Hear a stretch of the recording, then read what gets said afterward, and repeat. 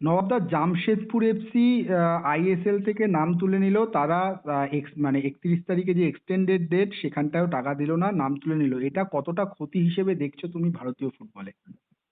আমি এটাকে, আমি শেষ 30 বছরের ভারতীয় ফুটবলে আমি দেখেই যাচ্ছি, দলের পর দল আসছে আর যাচ্ছে। মাহিন্দ্রা উঠে গেছিল, পুনে এফসি উঠে গেল, আরো কত টিমের নাম করব, উঠে গেল, এবং তারপরে আবার জামশেদপুর এফসি উঠে গেল।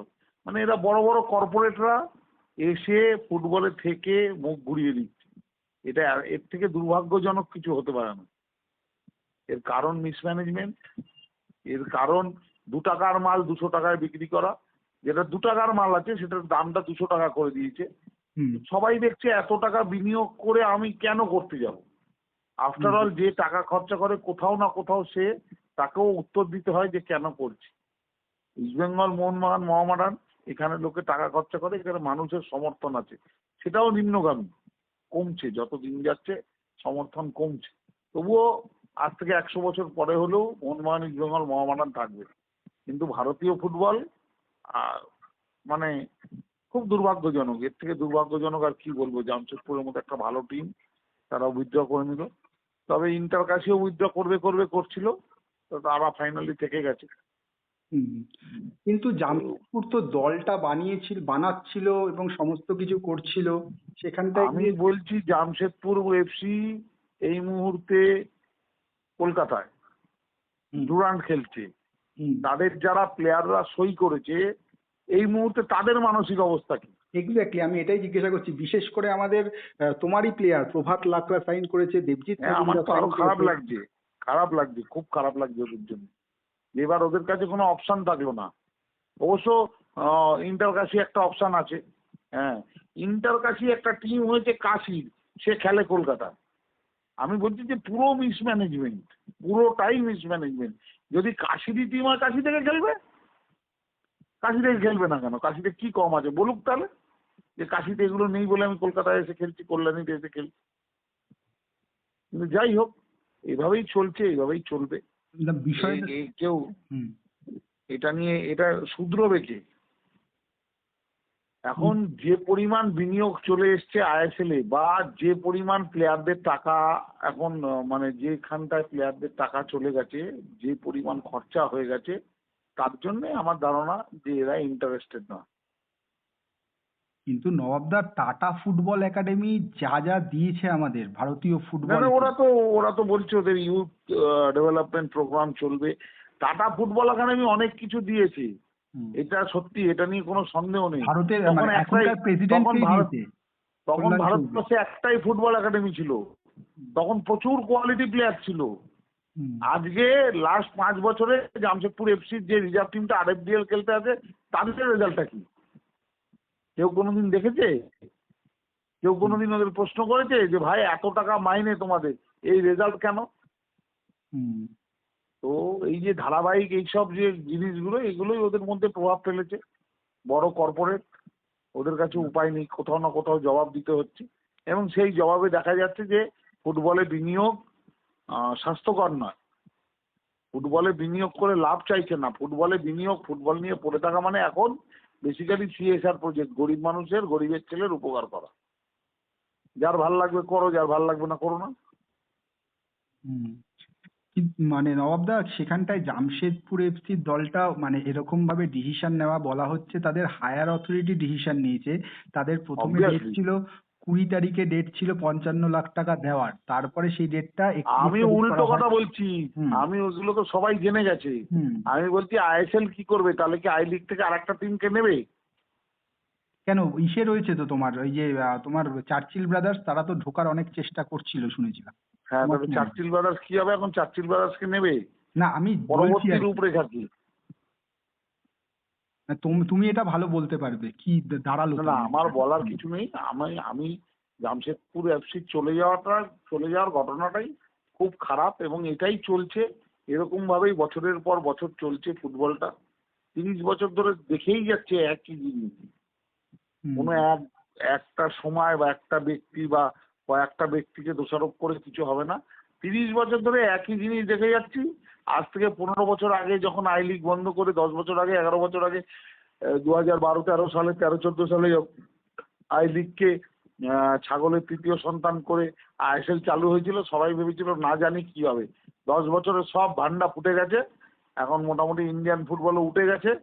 এইবার 10 বছর বাদে আবার হয়তো জিরো থেকে শুরু হবে, কি হবে জানি না। তবে এই যে যেরকম ভাবে ডুরান্ড চলছে, ডুরান্ডে যেসব টিম খেলছে, কারা খেলে, কোথা থেকে আছে, কে খেলছে, এখান থেকে একটা টিম চলে আসছে, ওখান থেকে একটা টিম চলে আসছে, প্লেয়ারকে জিজ্ঞেস করছে ইন্টারভিউতে, সে টিমের নাম বলতে পারছে না কোন টিমের হয়ে খেলছে, কারা খেলে, কেন খেলে। এই আজকে সিআইএসএফ আর এই খেললো, একটা 8 ডুরান্ডের গোল দিল জন্য ইস্ট বেঙ্গল। আর এই একটা ডুরান্ডের জন্য পুরো কলকাতা দিকটা নষ্ট হয়ে যায়। কলকাতার টোটাল ইনফ্রাস্ট্রাকচারটা তো ওরা পায়, তৃণমূল সরকার এটাকে এনেছিল, এটা তৃণমূল সরকারের একটা ভুল ছিল। প্লাস দিল্লিতে কোনো ফুটবলের ইভেন্টই নেই আজকের দিনে, দিল্লিতে সব ইভেন্ট উঠে গেল, ফুটবলটাই বন্ধ হয়ে গেল।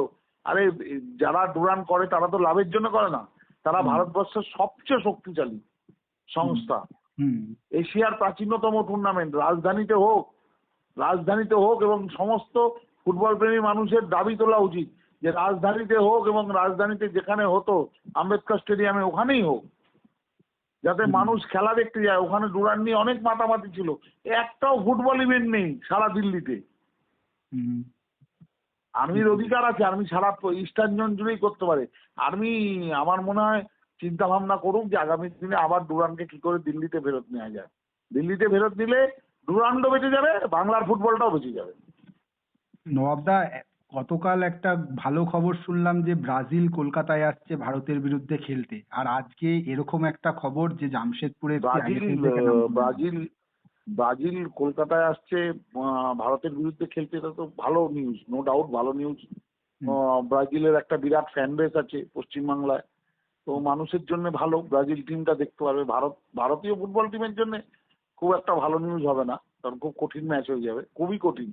মানে আমরা তো অনেকটা ডিফারেন্সে বাস করি, তবুও তাদের জন্য একটা এক্সপোজার হবে ভালো। কিন্তু এগুলো বেসিক্যালি বিনোদন, এর সঙ্গে ফুটবলের উন্নতি বা ফুটবলের ডেভেলপমেন্ট বা ফুটবলের যে প্রক্রিয়াটা চলছে তার সঙ্গে এই ম্যাচের কোনো সম্পর্ক নেই। এই ম্যাচটা হওয়া সম্পূর্ণভাবে সরকারের কৃতিত্ব, যে সরকার এটাকে এনেছে। যেহেতু কলকাতায় ব্রাজিলের একটা বিরাট মার্কেট আছে, আমার ধারণা সারা ভারত থেকে ব্রাজিল প্রেমীরা ওই দিনকে খেলা দেখতে আসবে। একদমই। কিন্তু নবাবদা, মানে যে বিষয়টা জানার খুব ইচ্ছা, সেটা মানে এই মুহূর্তে দাঁড়িয়ে যেটা সব থেকে ক্ষতি হলো দেবজিৎ এবং প্রভাত লাকড়া, এরা দুজন এবার কি, মানে এদের করণীয় কি বলে তোমার মনে হয়? তুমি ইন্টার কাশি কথা বলছো, ইন্টার কাশিরও তো ট্রান্সফার ব্যান চলছে, ওরাও তো মনে হয় নিতে পারবে না। তুমি কিভাবে দেখছো এটা? ইন্টার কাশি যদি খেলে তাহলে ট্রান্সফার ব্যান তুলে নেবে। যদি খেলে, ওরা শুনলাম 55 লাখ টাকা জমা দিয়েছে, 55 লাখ টাকা দিয়ে দিয়েছে মানে নিশ্চয়ই ট্রান্সফার ব্যান তুলে নেবে। আরে এ সম্ভব? আগে এআইএফএফ টাকা দিত, সেই টাকায় আই লিগ চলতো, এআইএফএফ একটা ট্রাভেল সাবসিডি দিত। আর এখন উল্টে তোমাকে আইএসএল খেলার জন্য বছরে 1 কোটি টাকা 1.5 কোটি টাকা করে এআইএফএফ কে দিতে হবে, প্রতি বছর দিতে হবে। তারপরে কি হবে? তার মানে কি? তার মানে যারা বড় লোকের টিম তারা ছাড়া কেউ টপ টায়ার ফুটবল খেলতেই পারবে না। এর থেকে সরল করে দেওয়াটাই ভালো ছিল। সরল হয়ে গেলে ব্যাপারটা আর একটু টিম বাড়িয়ে নিয়ে আই লিগের ফার্স্ট ডিভিশন এবং আইএসএল কে মার্চ করে দেওয়া উচিত ছিল। আইএসএল আলাদা কিছু না, ভিন্ন গ্রহের প্রাণী এসে খেলে না। হ্যাঁ, রেলিগেশন নেই বলে এতদিন ধরা পড়েনি, রেলিগেশন আছে। এবার আমি এই কথাটা 2 বছর আগে বলেছিলাম, যেদিন থেকে আইএসএল এর রেলিগেশন চালু হবে তারপরে একের পর এক টিম পালাবে। এবছর জামশেদপুর এফসি পালিয়েছে, লিখে রাখো সামনের বছর আবার কেউ না কেউ পালাবে। কিন্তু ফেডারেশন যে মানে ক্লাব জোট করে যে সমস্ত চুক্তি যা করলো, 14টা টিম তো ওরা ভাবছিল পুরো বাজেট যেভাবে করলো, তাহলে তো 13টা টিম হয়ে গেল। তোমার ধারণা আছে? সেসব ঠিক আছে, ওতে কিছু যায় আসে না। মুশকিল হচ্ছে যে 13 টিম থাকলো তার মধ্যে 3টে টিম ছাড়া, মানে কলকাতার 3 প্রধান ছাড়া বাকিরা সবাই বাড়িতে বসে একবার আলোচনা করছে इसमें पैसा लगा के क्या होगा। মালিকরা সব বাড়ি বসে আলোচনা করছে इसमें पैसा लगा के क्या होगा। এই তো দেখো জামশেদপুর তুলে নিল, আমরা বেকার কেন খেলছি। না, কিন্তু আলেমাও চার্চিল তো চাইছে যে করেই হোক আইএসএল এ যেতে। আলেমাও চার্চিলের তো প্যাশন আছে, yes goat passion. Yes goat passion, passion আছে বলেই এত বছর পরেও ভারতীয় ফুটবলে টিকে রয়েছে, এত বছর পরেও টিমকে চ্যাম্পিয়ন করছে। আমার টিম যদি কোনোদিন আই লিগ চ্যাম্পিয়ন হয়, যে আমি আইএসএল খেলবো কি করে? 1.5 কোটি টাকা কোথা থেকে দেবো? আগে তো এআইএফ কে টাকা দিতে হবে। তারপর টিম বানানো। তাহলে একদম। আননেসেসারি 10 টাকার মালটাকে 10 লাখ টাকা করলে যা হয় তাই হচ্ছে, পুরো জিনিসটা তাসের ঘরের মতো আস্তে আস্তে ভেঙে পড়ছে। আর জামশেদপুরে সরে যাওয়া এটা অত্যন্ত খারাপ খুব বিজ্ঞাপন। দুর্ভাগ্যজনক, ভারতীয় ফুটবলের জন্য খুব দুর্ভাগ্যজনক। তবে ওভার প্রাইস লিগ, সবসময় আমি এটা বলি, ওভার প্রাইস লিগ, রেলিগেশন চালু হয়েছে। আগামী দিনে আরো কিছু টিম হয়তো ভারতীয় ফুটবলে যারা আইএসএলই খেলে মেনলি, তারা হয়তো চেঞ্জ থাকবে না, আবার নতুন টিম উঠে আসবে। এত বড় দেশে কেউ না কেউ তো খেলবে, হুম। কেউ না কেউ তো খেলবে, কেউ না কেউ তো আসবে, কেউ না কেউ তো, আজকে ডুরান্ড খেলা হচ্ছে, মানে রিজার্ভ বেঞ্চে রিজার্ভের প্লেয়ারও নেই, আর কোচ ছাড়া কেউ নেই, মেডিকেলও নেই, কিছুই নেই, হচ্ছে তো তাই নিয়েই ডুরান্ড খেলা চলছে। এটা কোন ম্যাচের কথা বলছো? East Bengal CRPF. মানে কাদের নেই বলছো এটা? সিআরপিএফ এর কিছুই নেই। তাই? ও, ভাবো তাহলে। তাহলে মানে বিষয়টা আমি যে জায়গাটা দিয়ে শেষ করবো নবাবদা, মানে আমরা তুমি যেরকম বললে অতীতে বহু টিম দেখেছি এবং জামশেদপুর এফসি, কারণ জামশেদপুর এফসিকে আরো বেশি করে বলতে হবে, কারণ নবাবদা টাটা ফুটবল একাডেমি থেকে আমরা যে ধরনের ফুটবলার পেয়েছি, সেখানে টাটা ফুটবল একাডেমি ইউথে হয়তো ইনভেস্ট করবে, কিন্তু সেই আগ্রহটা টাটা গোষ্ঠী হারিয়ে ফেলা ফুটবলের প্রতি, এটা তো এটাই ফুটবল দুর্ভাগ্যজনক, এটাই তো ইনভেস্টমেন্টে ক্ষতি। সবচেয়ে বড় দুর্ভাগ্যজনক। সবচেয়ে দুর্ভাগ্যের ব্যাপার সেটাই, যে ফুটবল থেকে সবার ইন্টারেস্ট চলে যাচ্ছে।